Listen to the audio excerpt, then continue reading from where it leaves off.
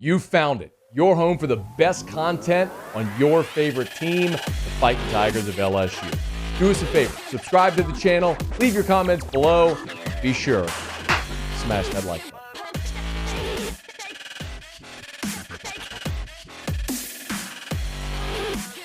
I've been looking forward to this for a long time. Three-time national champion at LSU, Tommy Moffitt in studio with us. How are you, man? It's great to see you. I'm doing good. Really good. I'm going to get you a little closer. All right. These mics are temperamental, man. Like, you got to be on the mic with these things. I got to learn all this. Well, we're going to talk about that. You'll notice most studios, they got like the glass, right? Yeah. To separate the producer. Well, when they built this studio, because there's a camera right there, they couldn't put the glass in here. So in order to compensate, so like you don't hear the producers, they made these mics super, like you have to be on the mic to be able to talk. Anyway. Got it. I know. That's a little inside baseball for you. Let me just start with an obvious one. How are you? Unbelievable. Okay, that's good to know. You're not BSing anybody, right? No. So fill us in, man. What are we talking about? 7, almost 8 months have been like for you? I've done a lot. I mean, I've hunted a lot. I've worked out a lot. I'm up to about 50 miles a week on my bike now. So it took me a while to get that back. I had one 60-mile week, so I've done a lot of that. Worked in the yard, and I've been working on a project, with the folks here at Guarantee and Matt Bruce at Catholic High, and, things are going well. I did the math. I figured I worked about 6,600 days at LSU, and out of those 6,600 days, I had one bad day, and that was the last. Really? Yeah. That's what you would say was the one bad day? Yeah. No, seriously. I thought you were going to go January 9th of 2012. No. Yeah. No. I mean, that's the one that I'll always start Yeah. with. Yeah, a lot of people struggle with that one. But no, I had one bad day, and, I'd be lying if I said there wasn't days that, I said, why me or something like that. But I've tried to focus on the positive. There were 6,600 days that I couldn't do it over again and, have more fun than what we did. So honestly, and people who know me and spend more time with me, like my wife and, and the kids and my close friends, they say, how are you doing this? And I'm like, it's easy, so yeah, it's been great. It's really been good. You and I saw you at the state championship game when Catholic played Jesuit, and that was in December, and it was shortly after Coach Kelly had been hired. And when we talked, I think we like the whole halftime, you and I just sat there and talked, and you had like a bajillion calls and opportunities to do anything. Mm-hmm. Why aren't you coaching somewhere else? Well, good question. So I got calls immediately after, losing my job, and I turned them all down. And the main reason is I had a lot of work that I had to do with myself. That's why I have such a good attitude now. I had to look back and think about all the stuff that we did and all the time that we spent there and the different things that we encountered over the years to make sure that the stuff that I was doing was right. And so I just didn't think that I would have been in the right frame of mind had I taken a job somewhere else, and that's the reason really that I was still at LSU as long as I was, because to me, everything was always about the timing, and people would always say the reason that Tommy never left LSU is because Jill didn't want to, but it wasn't Jill, it was me. And I enjoyed working there. And I just didn't think that I would have done anyone, the coach, the athletes, and the university any good, because of the things that I had to sort through. 22 years, and I loved that place. And after 22 seasons, I just had some things that I had to work out, and so that's why. One job I kind of regrettably, looking back on it, turned him down because he was a friend of mine, and I think it would have been a good position. And it was close to home, and so, but I had to do it. I had to do it for him because he's a friend of mine. So you had to turn him down. Yeah, I had to turn him down. Turn him down because he was a friend. You're not comfortable saying who it was? No, I can't do that. Okay. No. Did Nick call you? Well, we talked a little bit, but yeah, I talked to Coach Saban about it. Yeah. When saying 22 years is a mouthful. Yeah. Because in coaching, nobody stays anywhere 22 years anymore. I mean, like the days of Mickey Andrews at Florida State, or it just doesn't happen anymore. Yeah.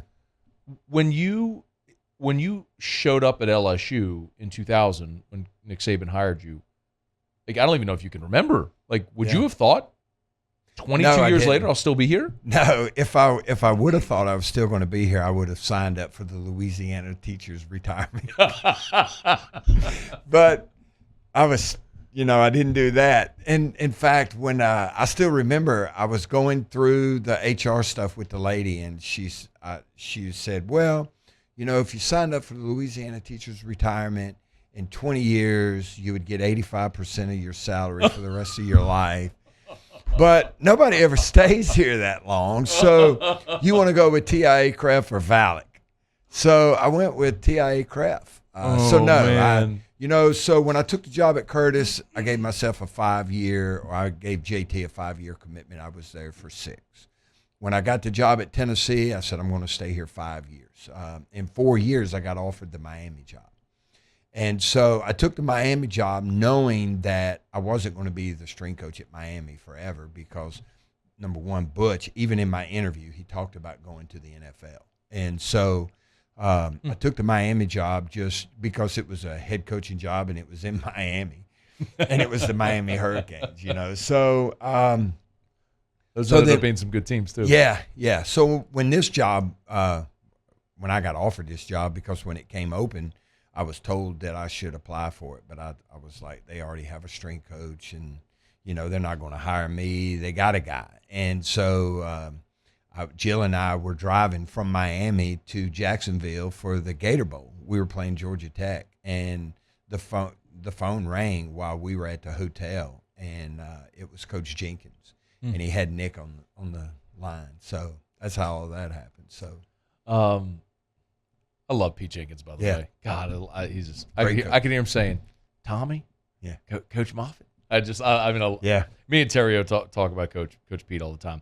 Tommy Moffitt is in studio with us here. We're lucky to have him for a couple of segments. One more sort of on a retrospective before we look ahead. Was there any point during those 22 years where you almost left? Never got on a plane to go to an interview. So there was one. I almost, when Coach Dooley got the job at Tennessee, because it was Tennessee, Derek offered me the job, but I just had surgery. That was after we'd played Penn State in the what was Citrus that? Bowl, Citrus or Bowl, whatever the Capital One Bowl at the time. So that's when I had cancer surgery. So I told Derek, I said, I can't do it. And Derek was like, come on, man. I'll hire you now. You stay at home and recover. And then when you're well, you can take the job, and whether it be May or June. And I was like, I can't do it. But I was close to taking that job. I was really close to taking that job. And then the next year, he offered me the job again, and almost took it then because it was Tennessee. But, and there's others. I almost took an NFL job. In fact, quick story. So take as much time as you got. Okay. Radio's long for. Take okay, your time. Good. So I'd been offered this NFL job with somebody that I knew very well, and it was promising. Great money, great benefits, nice city. So Jill and I are riding around trying to figure out, make the decision, because I had to call the coach at noon to make the decision. And we're riding around town, and there was this coffee shop, and I told her, I said, hey, pull in here. I've got to go to the bathroom. Because it was an off day at LSU, so the team wasn't working. So we're just riding around Baton Rouge, and I'm trying to decide if I'm going to take the job or not, and call the coach and take the job. And so so she pulls into the parking lot, and I get up, and I go in the bathroom, and the bathroom looked just like the bathroom at the University of Miami. The sink, the toilet, the paint, the towel dispenser, it was crazy. It's crazy. You remember what the bathroom at Miami looks like. Yeah. But yeah, okay. So I washed my hands, and I walk out the door, and I sat in the car, and I picked up the phone. She goes, "What are you doing?" I said, "I'm calling the coach and telling him no."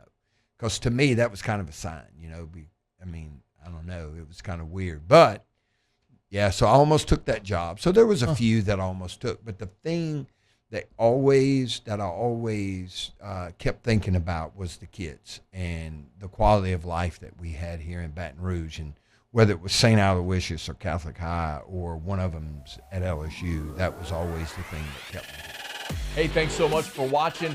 Please leave your comments. I love to interact. And be sure to hit the red subscribe button below.